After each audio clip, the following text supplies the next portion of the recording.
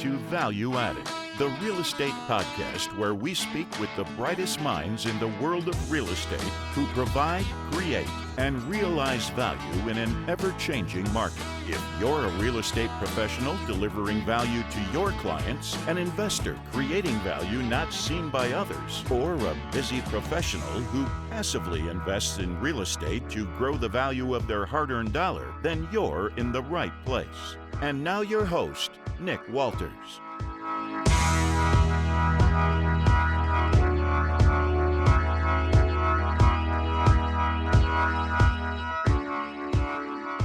Hey gang, welcome to another episode of Value Added, the real estate podcast. I'm really excited about today's guest. His name is Matt Weinberger. He's a real estate attorney with Mavrides, Moyal, Packman and Sadkin, a New York City-based law firm. Matt is an associate in the firm's commercial real estate and condominium cooperative and development groups. He handles a wide variety of real estate and business matters, including representing lenders, developers, and investors in the financing, acquisition, and development of commercial and residential properties. So without further ado, let's get on with the show. Matt Weinberger, welcome to the show. Good to have you. Thanks for having me. It's great to be here. Give the listeners a little bit more about who you are and where your career's taken you up to this point. Yeah, absolutely. So I started at my current firm, which is Mavrides, Moyal, Packman and Sadkin, in May of 2013. I was about a year out of law school at that point, very green attorney. And when I first started at the firm, I was doing a lot of residential bank work. You know, our firm has a heavy practice representing institutional banks, Chase, Wells Fargo, TD Bank, those type of institutional lenders at closings of residential transactions in the 5 boroughs of Manhattan, as well as Westchester and Long Island. So I was doing a lot of work representing banks at these closings. I was really getting my feet wet as to how a closing happens, who are the parties, to a transaction, how does a closing get from contract to the finish line. And over time, from 2013 to now, I started to really grow my practice representing buyers, sellers, as you mentioned, on the residential side.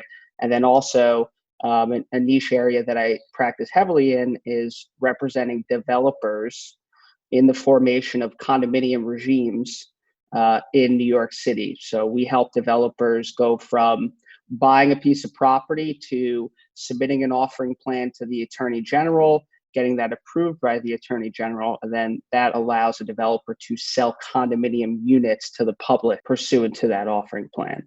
So it's been a slow but steady process of learning how to run a very basic transaction back in 2013 to now doing more sophisticated work and really providing 360 degrees of value to clients.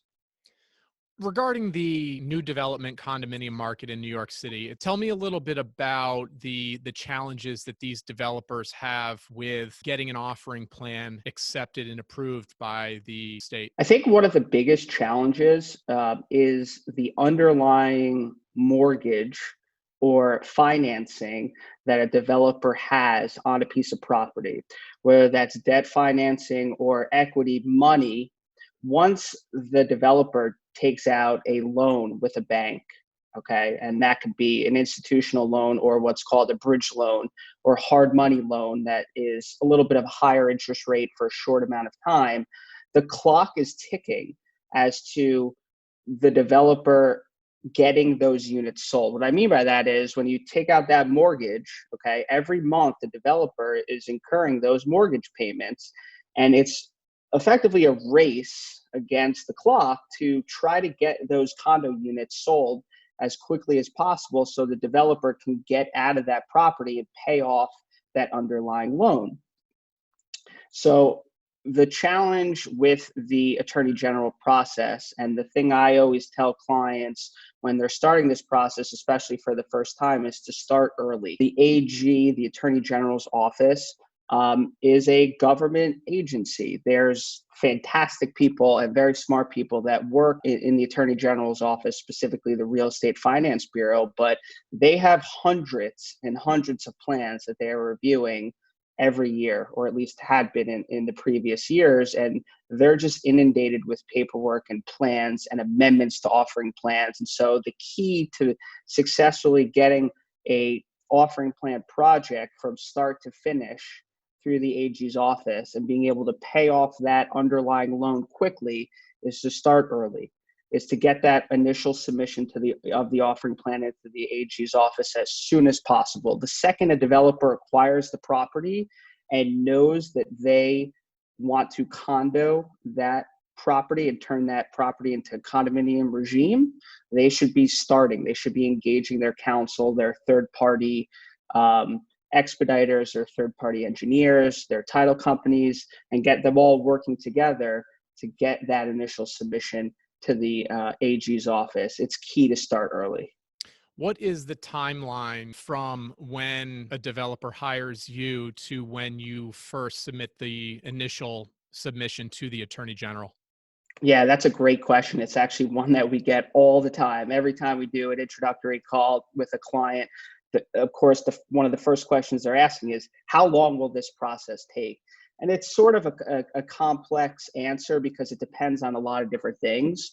One, it depends on how fast that developer can get us all the information and deliverables we need to actually submit that offering plan to the Attorney General's office, right? As lawyers, we can draft the offering plan, but there's a bunch of other things that go into putting one together. We need information to put together the budget. We need floor plans from the developer's architect. We need to put together what's called a Schedule A that lists all the offering prices. We need to know who the listing agent is. We need a utility letter to calculate what the costs are going to be for a buyer. What are the projected utility costs that they're going to incur? We need a tax opinion letter so we can tell prospective buyers what the potential tax liability that they're going to have is when they buy a unit in this condominium. So there's a lot of information we need. And what I say to clients is, once you get me all the information that I need and my checklist is complete, and I get that initial offering plan to the AG's office, you're probably looking at anywhere from 6 to 9 months, sometimes 5, sometimes 10, but that's the general range. And a lot will depend on how complex is the offering. If you're a 4-unit condo with not a lot of what I call amenities, right? It's just a small elevator building, 4 units, there's no gym, there's no doorman, there's no storage units. Those are easier offering plans to put together. There's not as many bells and whistles. If you're talking about a 300 unit, large Manhattan skyscraper with commercial stores on the bottom, those are more complex. It might take a little longer. But the general time frame I give everyone, at least initially, is 6 to 9 months, give or take. Let's talk about coronavirus for a little bit. You were able to escape. Tell me a little bit about how this transition has been with you and some of the transactions that you've been able to close this last 45 or 60 days. Yeah, speaking of, going back to what we were just talking about in the condominium world, I have a bunch of condominium buildings where we represent the sponsor. And prior to this, we had contracts out and we had contracts signed on units in a few different condo buildings. And we had units that were ready to close. And all parties want to close, right? There's an incentive. Again, going back to what I mentioned before, the sponsor wants to close. They want to be able to pay off their mortgage.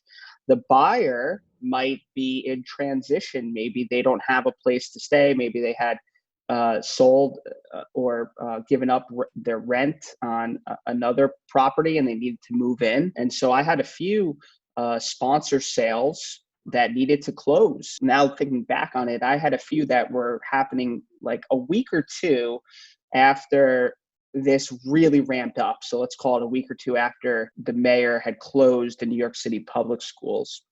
And I can recall one of them, we funneled everything through a title company that was located in Westchester. So attorneys were signing, in some cases, signing documents on behalf of clients via power of attorney, and then FedExing all those documents to the title company in Westchester. In one particular case, I actually had a client of mine, a sponsor of a small condo building in Brooklyn, sign the closing documents and drive them from New Jersey, where he lives, to Westchester and drop them off at the title company's office in Westchester. So people are really doing whatever it takes to get these closings done, especially on the residential side.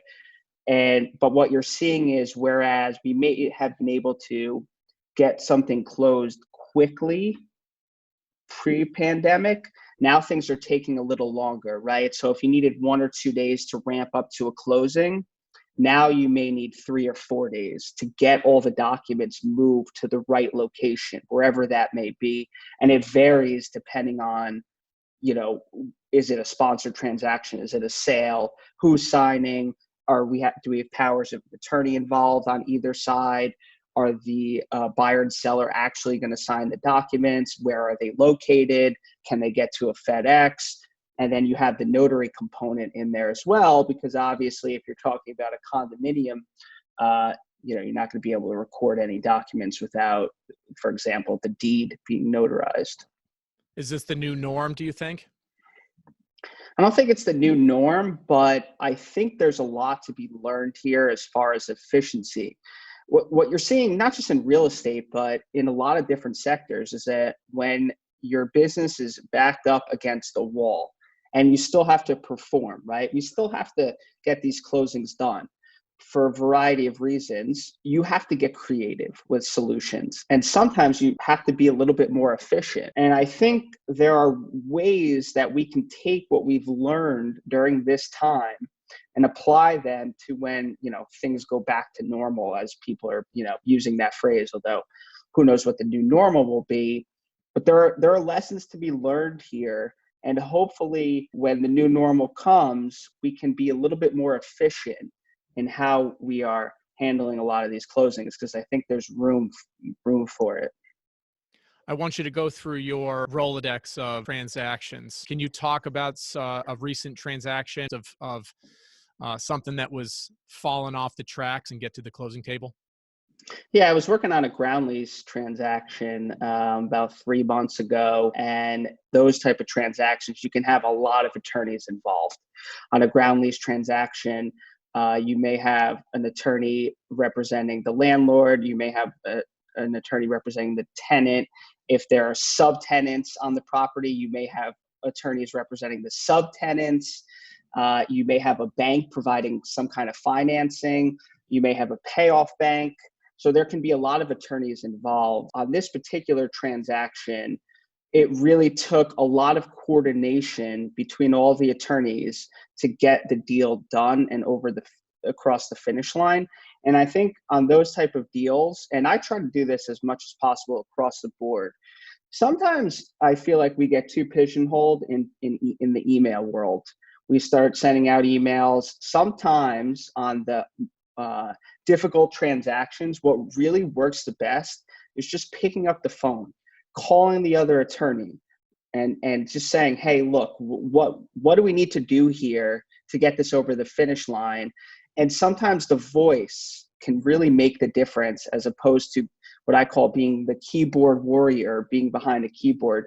I think there's an element of personal relationship here in this business that is still so important. And a lot of times the deals that start to go haywire, start to go off the tracks, you got to get on the phone with the client, with the other side, with the other attorneys involved and the third parties, to bring it back home, whether that's a conference call, whether that's individual calls. But the voice and hashing it out on the phone every time, I find getting back to that point, as opposed to the emails back and forth, really goes the extra mile. All great info. Listen, we're going to finish off this episode with the hard-hitting questions. These are a series of questions that I ask every listener. First off, what is your why? Yeah, I've actually said this quite a bit. This may not be a quick answer, but I'll try to keep it brief. when I was younger, my father was in, and he still is in the real estate space in New Jersey.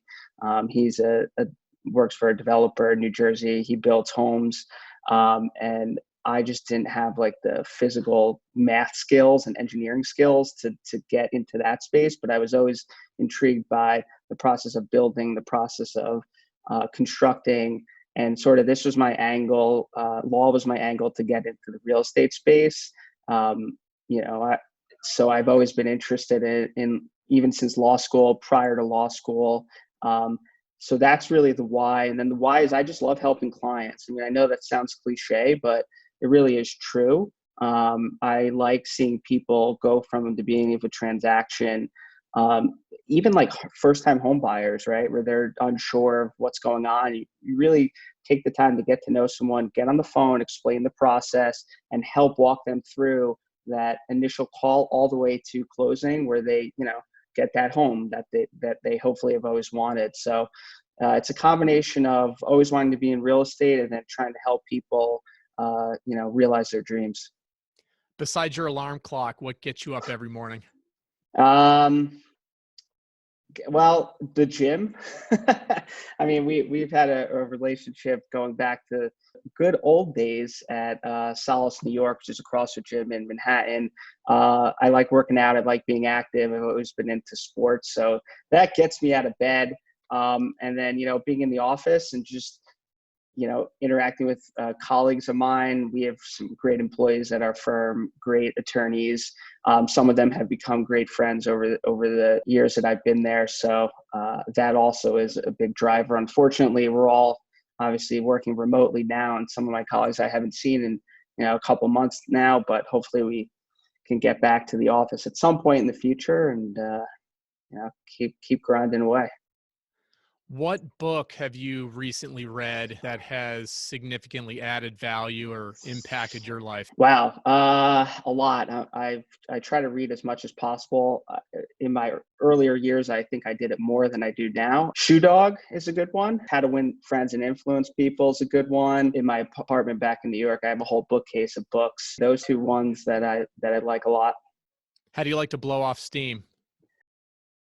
The gym, working out, watching sports. My wife and I love to try different restaurants in the city. That's a big passion of ours. But yeah, food, sports, working out, skiing, another one that I love. How do you like to pay it forward? Pay it forward. That's a great one. I'm very big on this. I try to train as many young associates as I can. If they have questions, I'm always going to answer. I've consistently said this across the board. I will always answer any email that comes in from whether it's a high school student, a law student, someone that has a question about practicing as a lawyer. There's never a time where I won't answer that and I won't say, let's get on a call. Let's talk for 20 minutes, 30 minutes about how it is to practice in this space, how it is to be involved in the real estate industry, how it is to be a lawyer, general tips, tricks of the trade, whatever it is. Like, I will always answer, and I encourage people to reach out to me because I'm very big on it. I think, we've all gotten to the place we are in life with some level of help from others. So it's important that we reach down the line and find the next person that's coming up. I'm sure you've had it the same in your position, other brokers that have given you tips, tricks of the trade, brought you along to a networking event. Like, it's really, really important that, especially in this time, to try to impart any knowledge. We all have some level of knowledge, whether we're a junior person or senior. Impart that knowledge on someone else coming up. You'll feel better about it. You'll have changed someone else's life. And then who knows, maybe that's a lasting connection that goes beyond even business. You never know. Matt, how can our listeners learn a little bit more about you? Yeah, so they could check out our firm's website, which is mmps.com, Mavrides, Moyal, Packman and Sadkin. You'll find my bio on the website. You'll also find my email address there. Shoot me an email if you want to get in touch. I'm happy to jump on a call at any point with anyone in the space. I think during this time we can all, open our calendars a little bit and connect a little bit more. So that's probably the best place to reach me. Matt Weinberger, that's a wrap. Thanks so much for adding value today. Thanks, Nick. Take care, everyone. Thanks for listening. If you enjoyed this episode, please make sure to leave a rating and a review, which will help us introduce the podcast to other listeners. Also, don't forget to subscribe to our YouTube channel, which will give you access to other episodes you may have missed. Have a great day, and we'll talk to you next week.